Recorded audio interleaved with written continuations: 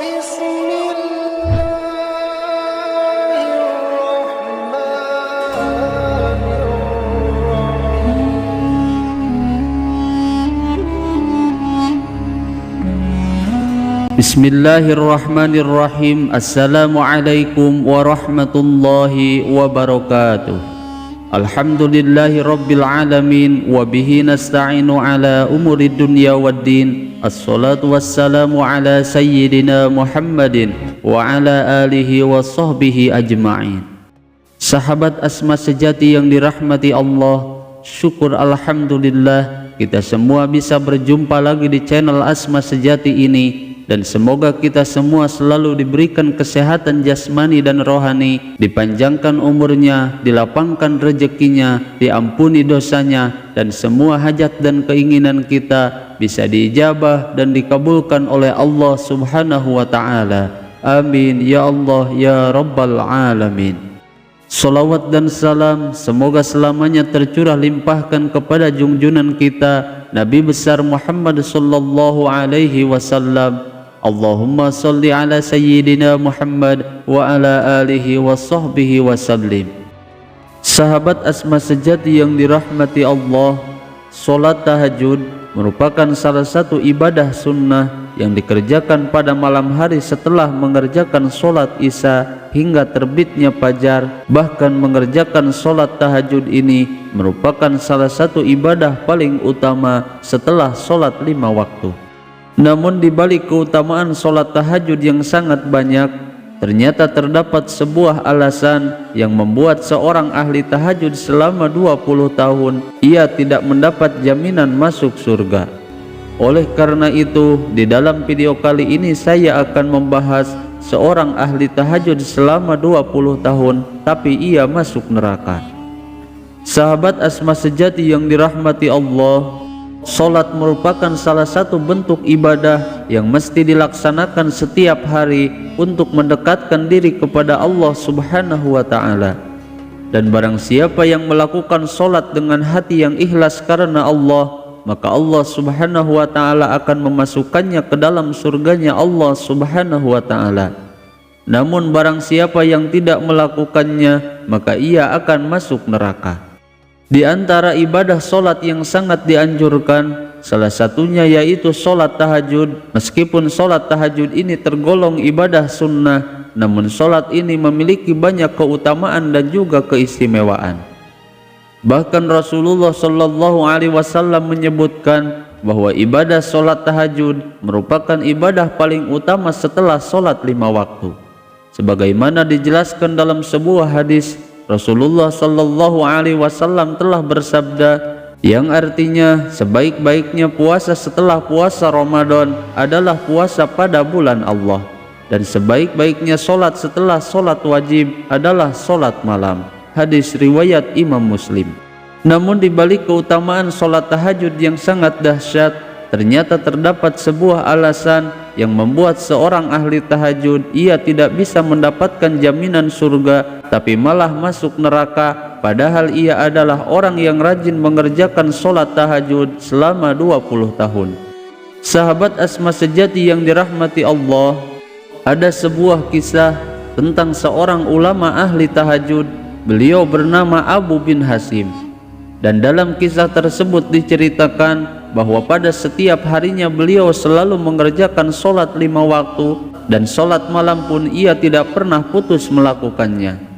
Bahkan beliau sudah hampir puluhan tahun, beliau selalu mengerjakan solat tahajud di saat orang-orang sedang tertidur lelap. Namun beliau selalu bangun dan kemudian mengambil air wudhu untuk mengerjakan solat tahajud, dan juga berdoa dan bermunajat kepada Allah Subhanahu wa Ta'ala.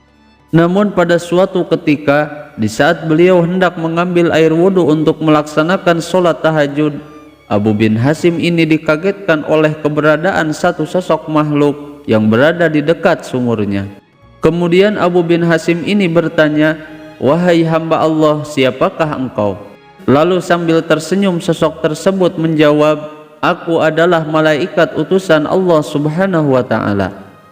Mendengar jawaban malaikat tersebut, Abu bin Hasim pun merasa kaget sekaligus bangga karena ia telah kedatangan tamu malaikat yang mulia sebagai utusan Allah Subhanahu wa ta'ala.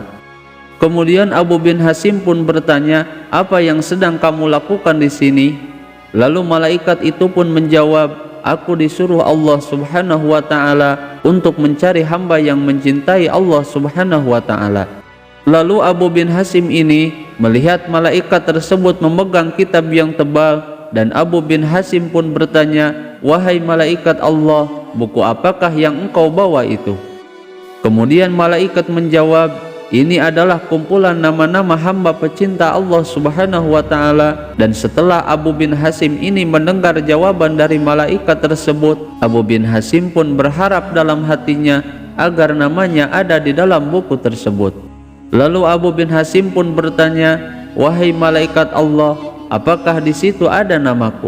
Dan Abu bin Hasim ini ia berasumsi bahwa namanya tertera di dalam buku tersebut, karena ia merasa bahwa amalan ibadahnya yang tidak ada putusnya dan selalu mengerjakan sholat tahajud setiap malam secara rutin dan istiqomah, dan selalu berdoa dan bermunajat kepada Allah Subhanahu wa ta'ala di setiap sepertiga malam terakhir.